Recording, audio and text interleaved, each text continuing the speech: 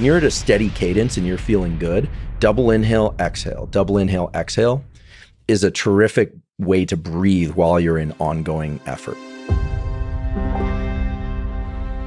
The key to breathing effectively is rhythm. And in this enlightening video, Andrew Huberman and Lex Friedman delve deeply into the science of how to breathe while running. They present invaluable knowledge and techniques that can revolutionize your running game, your running experience, enhancing your performance and your enjoyment, and that's just the beginning. As you apply their insights to your exercise routine, you'll unlock new levels of understanding and achievement. Embrace the transformation and let the wisdom guide you towards becoming a more efficient, more effective runner. And you won't be the same. There is one thing I want to mention. There's some very good physiology that can perhaps support the actual running effort part. And we have a study going on with David Spiegel at Stanford looking at how different patterns of breathing can affect heart rate variability. Heart rate variability is good. There's this interesting mechanism that I think most people might not realize, but that medical students learn, that your breathing and your heart rate and your brain are in this really remarkable interplay. It goes like this. When you inhale, the diaphragm moves down. The heart gets a little bigger because there's a little more space in the thoracic cavity. And as a consequence, blood flows a little bit more slowly through that larger volume. And there's a category of neurons, the sinoatrial node, that sees that recognizes that slower rate through that larger volume, sends a signal to the brainstem, and the brainstem sends a signal back to the heart to speed the heart up. So every time you inhale, you're speeding the heart up. When you exhale, the diaphragm moves up, the heart gets a little smaller, the volume is smaller, blood flows more quickly through the heart, signal sent up to the brain, and the brain sends a signal back to slow the heart down. This is the basis of heart rate variability. So at any point, if you feel like your heart is racing and you feel like you're working too hard per unit of effort, focus on making your exhales longer or more intense than your inhales. If ever you feel like you're truly flagging, you do not have the energy to get up, it's like, okay, it's time to go, and you're exhausted, you want to draw more oxygen into the system, get your heart rate going faster. Now, some people, when they hear this, probably think, well, this is really obvious, but there's so much out there about breath work and how to breathe and all this stuff, but no one talks about how to do it in real time while you're exerting effort. So this is something like almost like second by second, you can adjust things that just in real time based on how you're feeling, but based on the heart rate. That's right. The experience of the heart rate. That's right. So one thing that could be very efficient, but if you, while you're running, if you want to get into a nice cadence of heart rate variability, do double inhales while you're running. What this will do is that when you do the double inhale, has the effect of reopening the alveoli of the lungs. Your lungs are filled with tons of little sacs. They tend to collapse as you fatigue. And carbon dioxide builds up in the bloodstream, and that's when we start getting stressed. If you've ever been sprinting, you start getting beat and you're going as hard as you can, what you really need to do is double inhale and reinflate these sacs in the lungs and then offload a lot of carbon dioxide. So when you're at a steady cadence and you're feeling good, double inhale, exhale is a terrific way to breathe while you're in ongoing effort. Your brain, heart rate, and breathing are the dream team, right? Interconnected, making it all work out. In this video, Andrew Huberman and Lex Friedman explore this intricate relationship and its impact on running performance. You'll gain a newfound appreciation for the delicate balance between these vital components as they share their knowledge.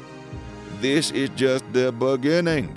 Their insights will lead you on a journey of self-discovery and continuous improvement, forever changing the way that you perceive and experience running.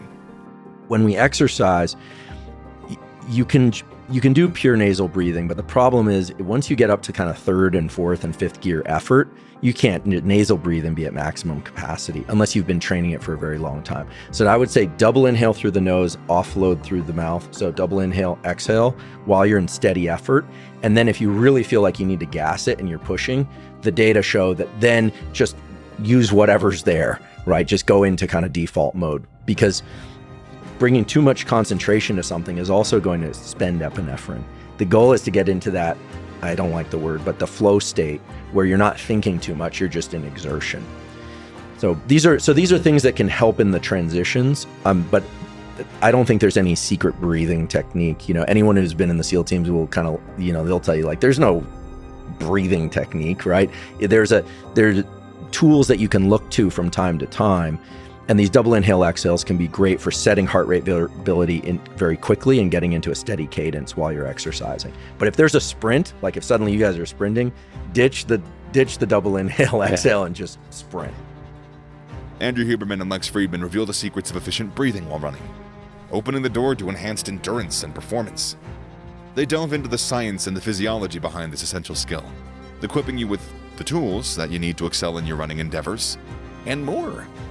But again, that is just the beginning. Applying these principles and fine-tuning your breathing techniques will unlock even greater potential and achievements. Let this knowledge be the catalyst for a lifetime of improved running and a more fulfilling, healthier lifestyle. You won't be the same. How you breathe influences your brain state. So by using your brain consciously to control your breathing, you are using your brain to control your brain. The best way I've ever heard this described was from a beautiful, I should say now classic paper in the Journal of Physiology published in 1988, where the final line of their summary intro states, "The brain, by regulating breathing, controls its own excitability." And just to remind those of you that don't remember what excitability is the threshold at which a given nerve cell can be active or not. So when we breathe a certain way, the neurons of our brain are more likely to get engaged. They're more likely to be active. And when we breathe in other ways, our brain becomes harder to activate. Its excitability is reduced.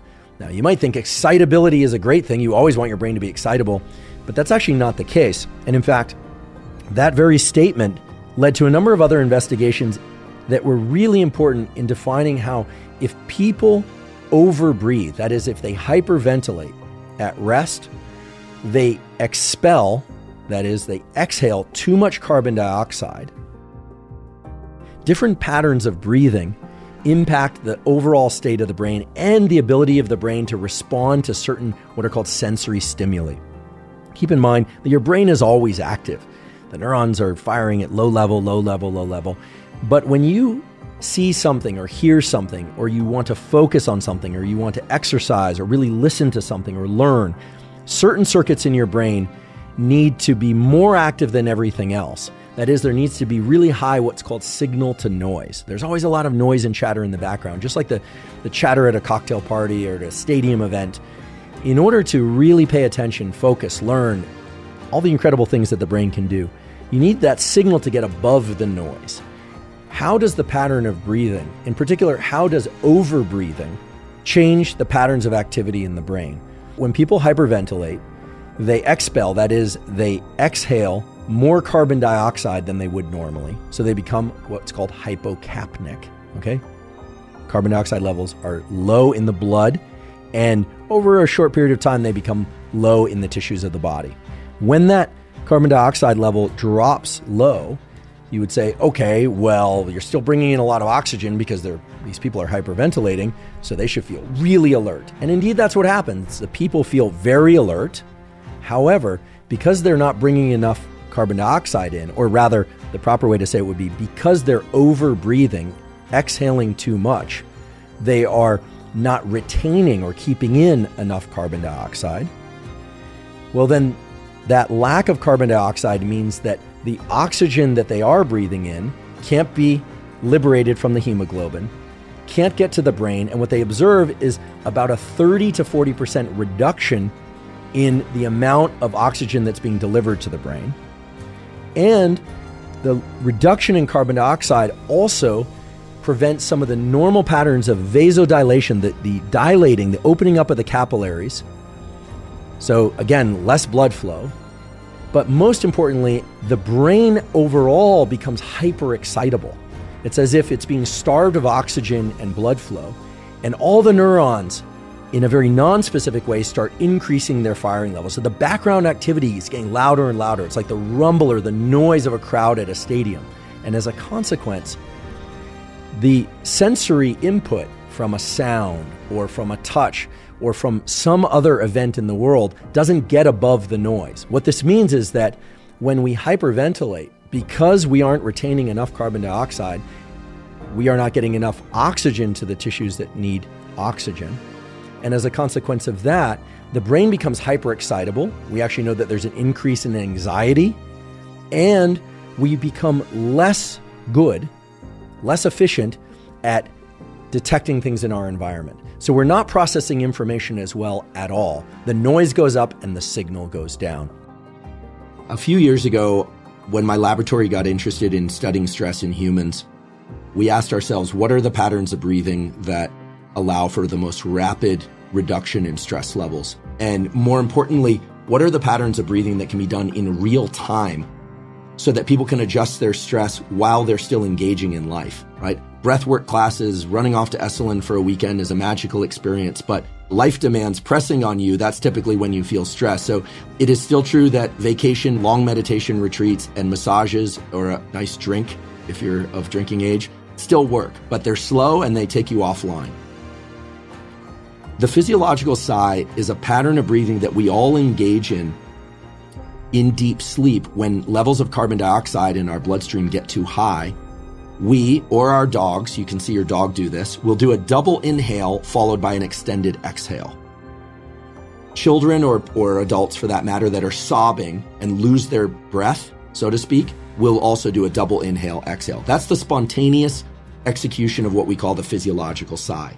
The reason it works so well to relax us is because it offloads a lot of carbon dioxide all at once. And the way it works is the following.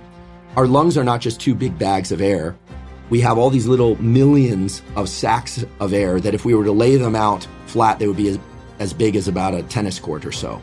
The volume of air, therefore, and the volume of carbon dioxide that we can offload is tremendously high, except that we get stressed as carbon dioxide builds up on our bloodstream, and it's kind of a double whammy, these little sacs deflate. Now, when we do a double inhale, when you do that, you reinflate those little sacs. And when you exhale, then you discard all the carbon dioxide at once. So the simple way to describe this protocol is that unless you are underwater, you do a double inhale followed by an extended exhale, and you offload the maximum amount of carbon dioxide. And we found in our laboratory, and other laboratories have found, that just 1, 2, or 3 of those physiological sighs brings your level of stress down very, very fast. And it's a tool that, you can use anytime. I do hope that people will kind of watch other people or dogs as they start to relax or go down to sleep. You'll see this pattern of breathing, but again, it can be consciously driven.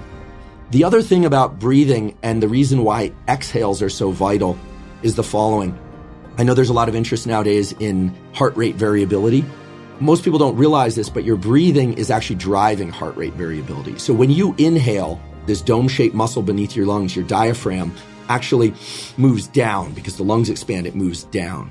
When you do that, you create more space in the thoracic cavity, and the heart gets a little bigger, it actually expands. As a consequence, blood flows more slowly through that larger volume, and the brain quickly sends a signal down to the heart to speed the heart up. The short, simple version of this is inhales speed the heart up. When you exhale, the opposite is true. That dome-shaped muscle, the diaphragm, moves up.